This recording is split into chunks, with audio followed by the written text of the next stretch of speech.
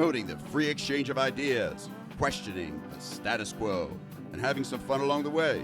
This is the Are We Idiots Show. Now here are your hosts, Mark Weaver and Rich Kroll.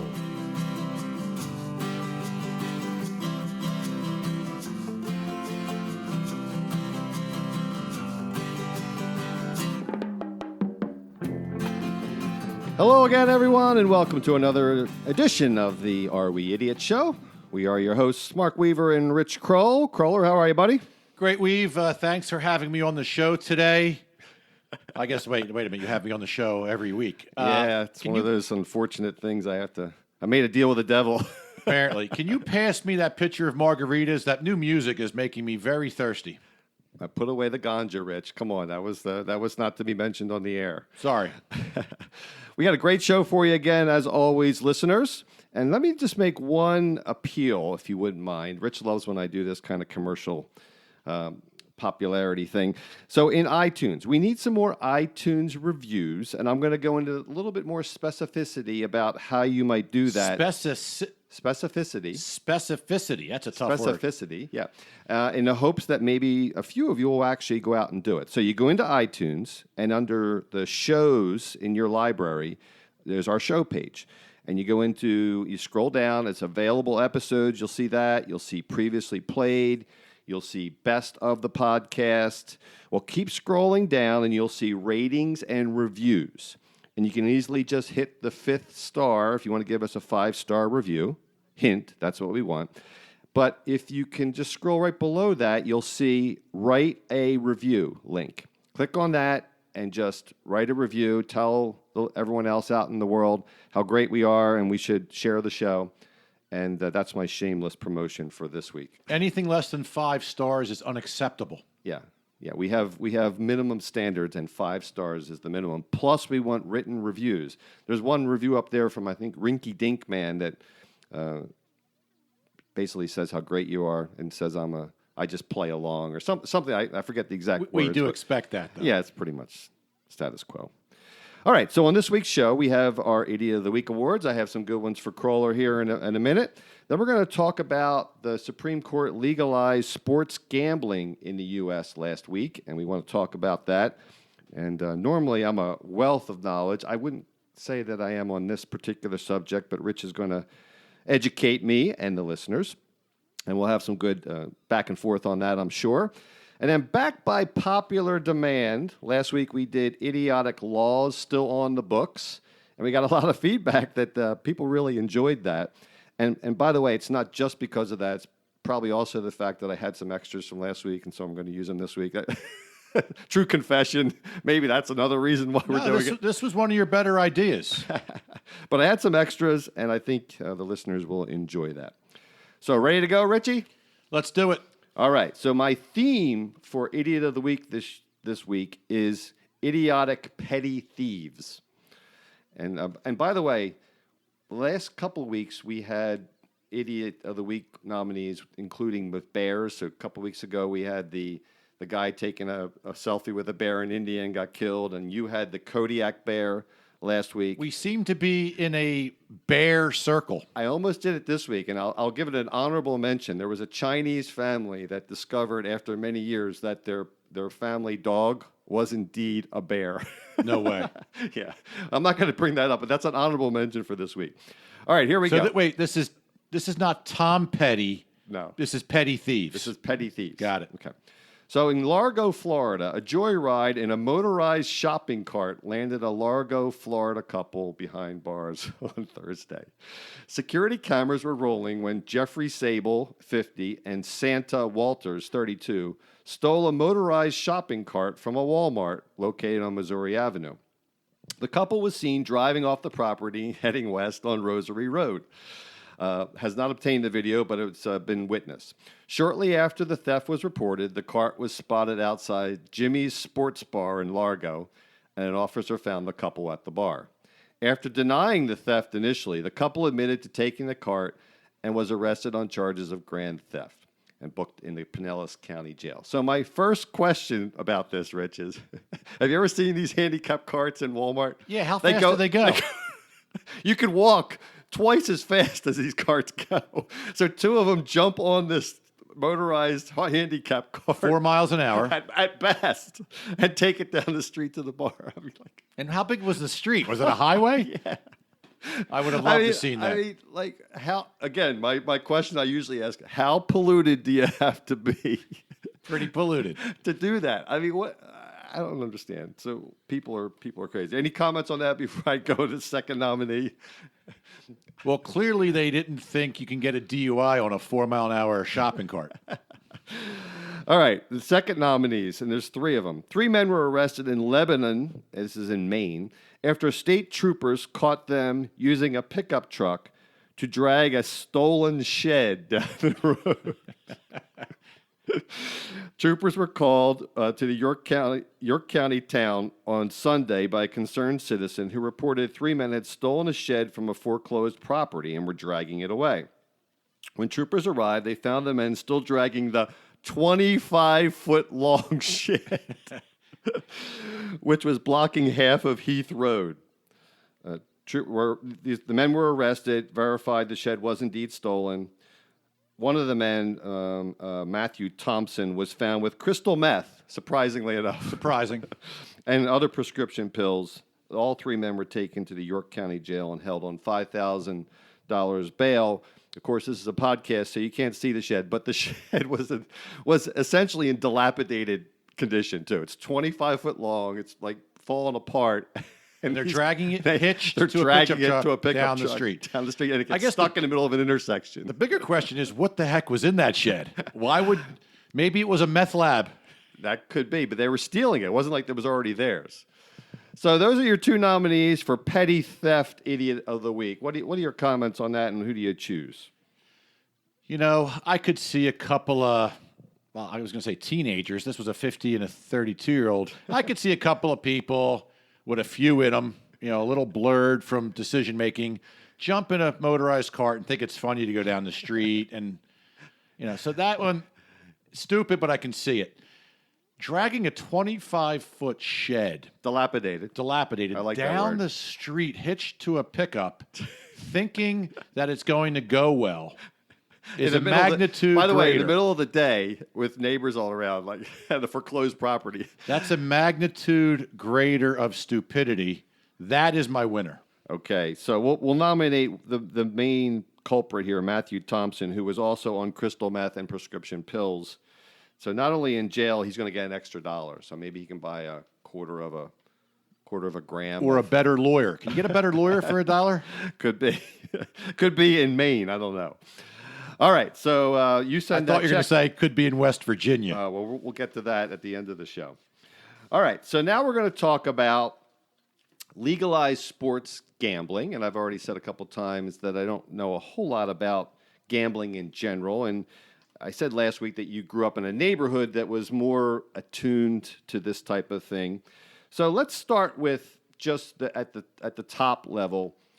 There is already gambling in the country there, and you can do it in various places under license in various states.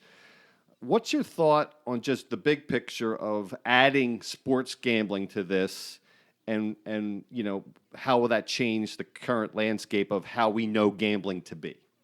Well, as you mentioned, I grew up in a neighborhood, great neighborhood, by the way. Nothing against the neighborhood. I loved the Annunciation Parish area of Havertown. Some of my closest friends I still talk to every day. And the interesting aspect of the neighborhood was we used to joke there's a bookie and a bar on every corner. So, needless to say, there was a lot of drinking and gambling going on back in the 60s, 70s, 80s in that neighborhood. So, you know, I've watched it firsthand. So I do have a pretty deep understanding of what went on. And I do understand how the illegal gambling world morphed into offshore gambling bookies out of Costa Rica that were connected to the illegal books. You know, as we all know, legalized gambling was pretty much limited to Las Vegas. There's some places now, other places, New Jersey got right. You know, And then the Indian reservations. Indian reservations. If you want to lump it all together, obviously horse racing. Right. So, yeah, this is big. I mean, I think this is big in a lot of ways. Now, there's the winners and the losers, right? So That's my first question because, again, I've never bet with a bookie, but do bookies get put out of business? You know, the illegal bookies, the corner bookie. Is he out of business or she? tough to say because some people have deep relationships with their bookies, their friends, their family members, and it's just easy to do it under the radar. I think what's going to happen though is that public officials are going to go after them a little harder because if there's plenty of avenues to gamble legally and get tax money for it, by the way, there's Right. going to be more state and local authorities interested in getting rid. So I think it is going to impact the local called illegal bookie pretty dramatically. Okay.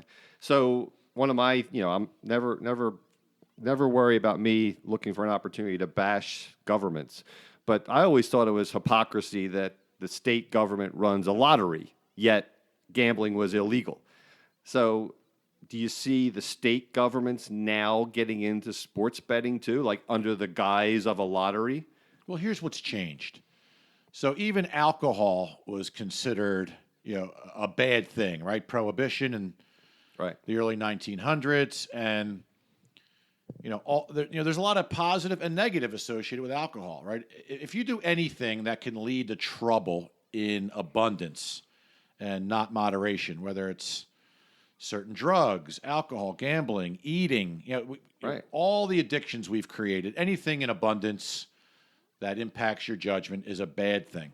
And why are some deemed illegal and some deemed legal? Like eating, no one ever brings up the fact that if people overeat, it's could be worse for you than if you overdrink, but or smoke pot, for instance, which is legal, or do opioids. I mean, the reality is that you can make an argument that someone who grossly overeats, it's worse for them than some taking drugs that are illegal. Yeah, and where I was going with it was times have changed where gambling was always associated with the underworld, Right. or the mafia, or less than stellar citizens and sleaze and owing money and impacting families and losing your house and for the most part, gambling has a negative connotation, Right. Because the reality is 98% of all people that gamble lose, especially over time, right? So Because the odds, right? The Which I odds- don't really know that world, but I think it's basically the decks are, to use a bad analogy, the decks are stacked against you, right? In the casinos, with the sports, with the odds, with the point spreads. I mean, it's hard to win over time. there's always a 10, 20, 30% Is that what it is? statistic against you. Okay. If you actually know statistics, which you've been struggling with math for the years, but through the years, but you're getting better. Statistically, yes, if I have a 30% chance to win and a 70% chance to lose, or whatever the statistics are, you're going to lose over time. Right. So, of course, it's always been set up in favor of the house, whether that's legal or illegal. So could bookies now, the illegal bookies as we now know them, could they be the entrepreneurs in this space and they'll be the ones to kind of continue to innovate, and that's the way that they continue on, and the states and the, quote, legal places that are the established places, they're the ones that kind of do the day-to-day stuff? I mean, do you see that as something that could happen?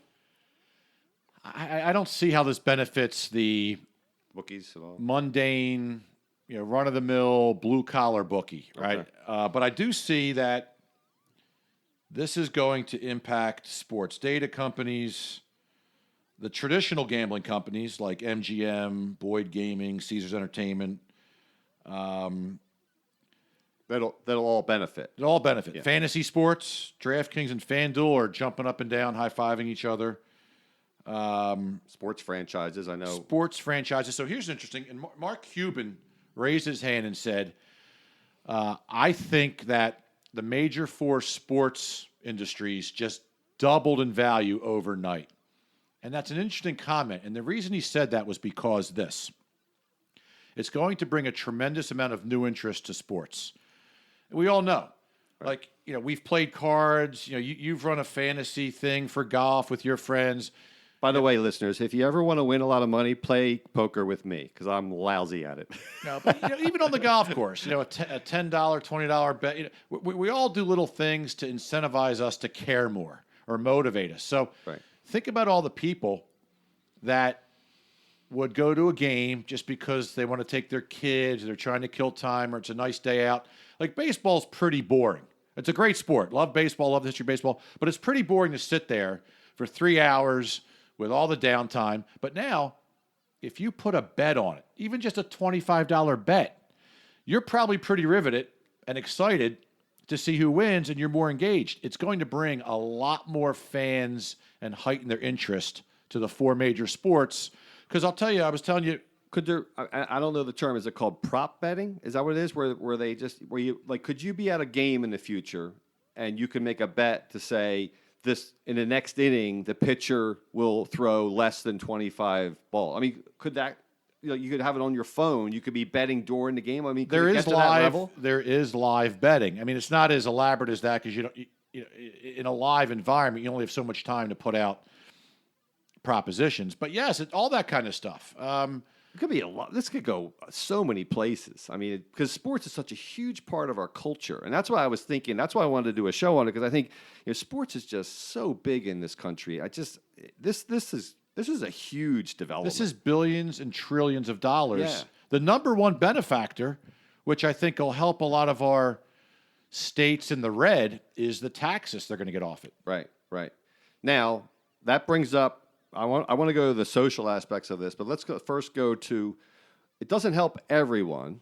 What about amateur sports, and how will this affect or dilute or pollute amateur sports, and how do you see that being affected? That is a great point, Mark. Can I call you Mark, by the way? You can. Thank you. I think this potentially dramatically impacts college sports in a negative way. And the NCAA, I'm no big fan of them. I wouldn't mind seeing them get knocked down a few pegs. But to me, the integrity of amateur sports, you got to remember, the pros who are already making millions and millions and millions of dollars and have a typically deep intrinsic motivation to do well, to perform, to win, to have their statistics and their reputation in public be credible.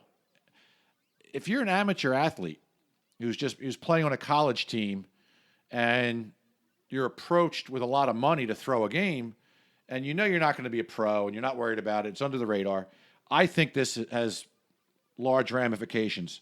I just read something where a Toledo running back admitted to fumbling on purpose in a bowl game for just $500. So think about that. I think because these we got Art kids, we're going to have Art Schlichter on our hands everywhere. I don't know that it is going to all of a sudden turn everybody, into a morally inept or ethically corrupt person. But I do think a lot of kids are going to be tempted to miss a shot here and there, fumble, or do something. You don't even have to throw a game, right? I mean, let's look at Alabama favored by 100 points over some Division II team. You could have a kid mess up a little bit. They still win by 50. They just don't cover. They still cover, but so there's a lot of negative potential for amateur sports. Do you think the NCAA will try to get a slice of it, or is that's something that's just so totally opposite of their mission that they couldn't get away with it? Because they're money-grubbing weasels, and I think if there's money out there, they'll try to get it, but this may be a bridge too far for them. I don't know. Yeah, I don't know how they would do that. My guess is if there was some avenue that they would try to jump on board and benefit from it. But there's going to be even more rules and regulations and bylaws and NCAA insanity over this to try to tighten it down. Okay, so let's move on to the social aspects of it. And this comes up with any kind of vice. There's going to be people coming out of the woodwork now saying that this is going to lead to more people being addicted to gambling.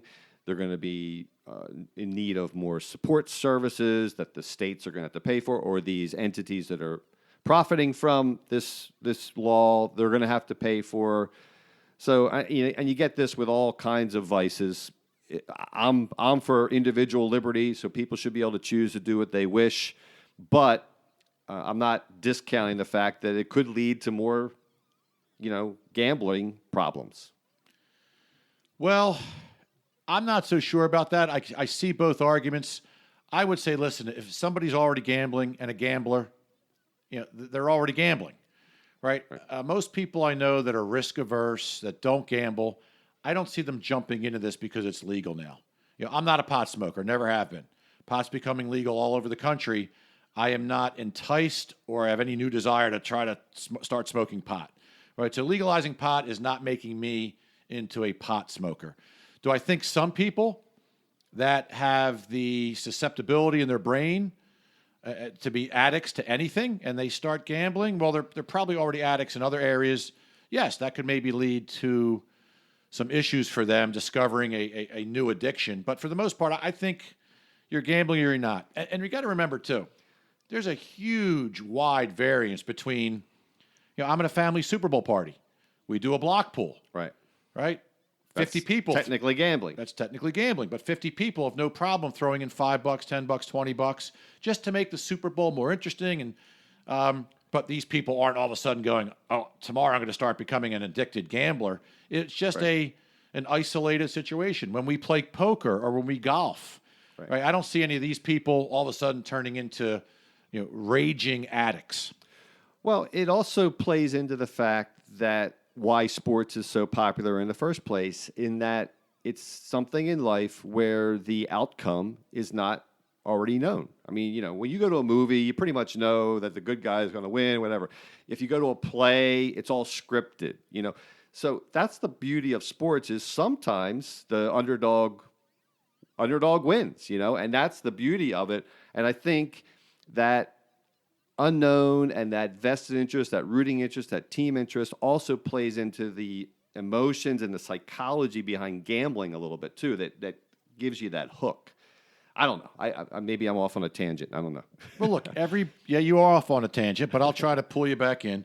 Listen, everybody likes the excitement of trying to pad their bank account through means that aren't grinding it out at work. Right, and you mentioned earlier, there's a lot of aspects of our life that are cloaked in gambling, but they're not viewed as negative, like sports gambling in a lot of ways. Stock market. The stock market, day trading. Right. Unless you're a long-term investor, you buy something or a mutual fund, and you let somebody manage it, and you sit back through the highs and lows, which over time you'll pretty much always win if you're a 5, 10, 15, 20-year investor. But if you start trying to time the market, or be a day trader, most of those people get killed. Because they don't have the information that the professionals have, Right, but I hear about a guy, hey, I lost $200,000 day trading.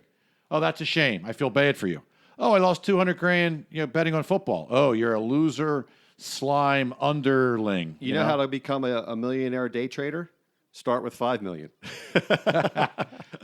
It's so true. Lotteries. Yeah. I got buddies in Havertown that religiously play every lottery known to man, and they're probably down $100,000 in over 50 years. So don't even start with me with the state preying on poor people with the lottery. It's the tax on the stupid. That's not my phrase. That's a well-known phrase. You don't about think lotteries. A 1 in a 40 billion chance is worth going after? 1 in 350 million for the Powerball or whatever, something like that. I mean, it's ridiculous. Yeah, but that tells me if you... It's like 5 plane crashes happening simultaneously. It's just ridiculous. Yeah, but if you were to play the lottery for 350 million straight days, you're going to win statistically. All right, so we got a few minutes left. Any more considerations on this front that we need to be talking about on this episode? Listen. I use the word listen a lot when I'm really trying to make a point. Have you noticed that? Yeah, you're very mean to me. Thank you. Sorry about that. Listen. I'm going to say listen again. There are so many potential areas in life that we can get addicted to due to the way our brains are wired and how we evolved. That's what I was trying to get to earlier, but I couldn't get it out right. I'm there to help you. So yes, gambling can lead to a problem. Drinking can lead to a problem. Drug use can lead to a problem. Overeating can lead to a problem. sexed up drive can lead to a problem. Overworking. Overworking can lead to a problem. I'm working on it. I'm trying to back it down a little bit. Yeah, you are a workaholic. So everything in moderation can benefit people. I think the way we benefit. Listen, if we're going to legalize pot, We're going to talk about that next week, by the way. Oh, we are. Yeah. What a great segue. Yeah, Segue. How do you spell it? You're good. SEGU. I forget. E. Okay. Oh, you're getting better. Listen, why do I keep saying listen? If we can benefit as a society from taxes, most of our states are in the red, going bankrupt. We all, it just leads to the bigger problem with the Fed. It's all interconnected. If we can start taking in revenue from legalized pot, legalized gambling, legalized drinking, and get rid of all our deficits and put the money towards programs that help the needy, help the poor, help the impoverished, help the whatever, I think this could be a good thing. Will it lead to some collateral damage with some new addicts? You're a big collateral damage guy that says, who cares? Unintended consequences. Yes, I'm a big one on that. But I will agree with you on one thing. I'm not for any new taxes generally, but if there has to be taxes, at least in this short term, there has to be taxes, I'd much rather it be on consumption taxes. So the people that use the services get taxed or buy the products get taxed, not a flat, I'll take 30% of your income and do whatever I want with it without basing it on consumption at all. So I do agree that if there is to be a tax on this, it's better than just taking it from people willy-nilly. Dilly. All right, so we're going to move on to our idiotic laws still on the books. And I confess I had some extras from last week. So we're going to... You don't need to tell people that. I already did, so I want them to think you're a very creative, highly intelligent human being. I didn't say I made them up. I said I have some extra research. I did some extra research. So here we go. And I have a lot here, so we'll try to pick out the best ones. Rich, I'm glad you don't live in Maryland. In Maryland, Rich, there's a law against using any profanity while driving. More specifically, while, quote, near any street, sidewalk, or highway within the hearing of persons passing by, upon or along such street, sidewalk, or highway. Wow. So that... I mean, how in the world do you enforce that? First of all, they obviously haven't been out much in any state because I see profanity at all times while crazy people are out there driving. You basically have to roll the window down and shout at a police officer and use profanity and call him names for this to be enforced. Otherwise, that is a pretty outrageous law. And yeah, good thing I don't live in Maryland because I have at times acted like the dad in A Christmas Story when the furnace goes out in the basement. Just last week, my wife was sitting at a red light checking her phone. It was a red light. She was just checking her phone. She doesn't text and drive. And some guy next door in a pickup, he was a rough-looking guy, shouted a really vulgar obscenity with her, saying, "You're on your phone, blank." And she's like, the red light's red. I was checking it, but people are crazy out there. So I wish I'll tell you what, we could do a show on road rage and road violations because I have a million of them. I'm not me personally with road rage, but pet peeves on the road. That would be a great show. Well, people are crazy. Anyhow, let's move on. In Minnesota, I'm almost afraid that this could go a lot of different ways. In Minnesota, there shall be no contests where the point is to chase and catch a pig, greased, oiled, or otherwise. You also may not throw turkeys or chickens in the air with the intent to catch them. So this really screws me up. We don't want to talk about the days of the oiled pig. We won't go there. We could go back to West Virginia with that. But here's the problem. This really, I was going to take the family. I love Minneapolis, by the way. Great city, kind of a underrated city. A lot to see, really cool place. But part of my family trip was going to be have the whole family chase greased pigs. So now, and my daughter loves throwing turkeys and chickens in the air. So the whole trip's messed up. But wait. But can you pursue a pig if he's not greased? I guess you can. Well, it says greased, oiled, or otherwise. I mean, that otherwise pretty much covers everything. can't point to chase. You just can't chase pigs. I Can guess. you chase a pig au jus? What? That's true. But what happens if you're in a slaughterhouse and the point of the pig being there is to be slaughtered? The guy with the knife can't chase him. Minnesota's tourist trade just went down 50%. All right. How about in Indiana, Rich? You're not permitted to catch fish with, quote, a firearm or with hands alone.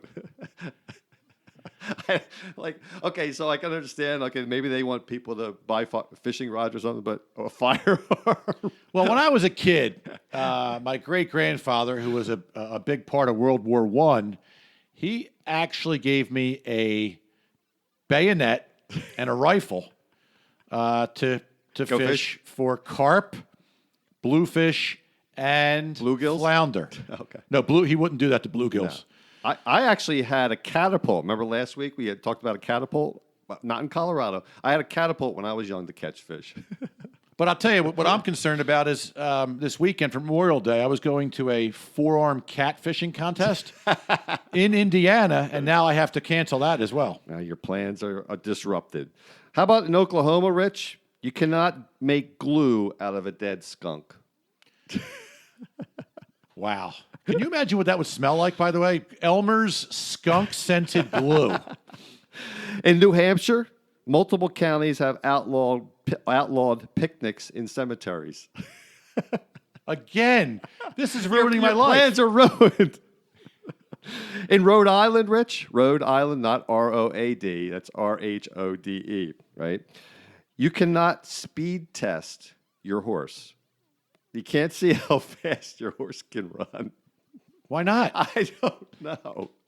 How do I enter him in the Belmont Stakes or the Preakness or the Kentucky Derby? I got one for you, Rich. I forgot about this one. This is right up your alley. In Oregon, you're not permitted to throw your poop out of a moving car. Wow. This is right up my alley And because don't even think about leaving a container of pee on the side of the highway either, unless you want to pay a $500 fine for either. what if we combine the laws where you throw your poop and you shout profanity at somebody on the street corner? That would be chaos. Cats and dogs living together. That would be anarchy. All right, couple more before we adjourn. Virginians, they really have a special hate in their heart for raccoons, evidently. While in this is a quote, while in the state, you're prohibited from killing any nuisance species before 1 p.m. or after sunset on Sunday, except raccoons, which you may continue to kill up to 2 a.m. on Sunday morning. Let me tell you something. Somebody's writing this law and saying, I really hate Somebody raccoons. had a really bad experience with multiple raccoons. But I'll tell you, they are some of the most offensive, egregious animals out there. And they're smart and cunning. I saw a family of raccoons in your trash, by the way, when I walked up to your driveway. All right, last one. Not that you're this sort of sociopath, Rich, because I know you'd never do this, but in Wyoming, you can apparently be fined $750 for failing to close the fence behind you when you leave a pasture. I know that always pisses me off, especially coming out of a pasture. I mean, what kind of sociopath would leave a fence post open? Well, because there's raccoons that if you leave it open, they could come out. But The cattle, I guess, could get away. That's why they do it over there. But my mailman leaves my fence open, and it really annoys me. more importantly, why $750? I don't know. I can't address. All right. Any final comments before we adjourn? No, they're great. I guess there's always an irate person that has a specific situation and gets a law passed. I'd love to see the committee meetings, the county meetings that vote on these laws. That's a good one, Earl. Yeah. Hey, Myron. I second that. I Robert's third that. rules. Point of order. Robert's rules. Was that a West Virginian accent there? I don't know what that was. I don't know either. It was bad either way. Okay, so folks, we already mentioned it, but next week we're going to talk about another vice, so to speak. It's the wave of legalized marijuana sweeping the country. There's been a lot of Colorado, I guess, was first, Washington State, now California, New York. There's a bunch of them. But here, I want to try something different. Now that you know that we're going to be talking about that next week, I'm asking listeners to send in their suggestions in advance. We want to quote you on the show. We can't promise everyone, but we'll pick out the best comments. So send it to suggestions@areweidiots.com, an email. And if you have some great thoughts on legalized marijuana and what the future holds, we'll mention them on the air. So please do that. And as always, please remember, if what you see or hear sounds idiotic, then we're just the guys to help you sort it out. See y'all next week. Can you pass me that bong before we end the show? See y'all next week. Take care. Thank you for listening to the Are We Idiots Show. Please subscribe on iTunes, Google Play, or Stitcher so you can enjoy all episodes.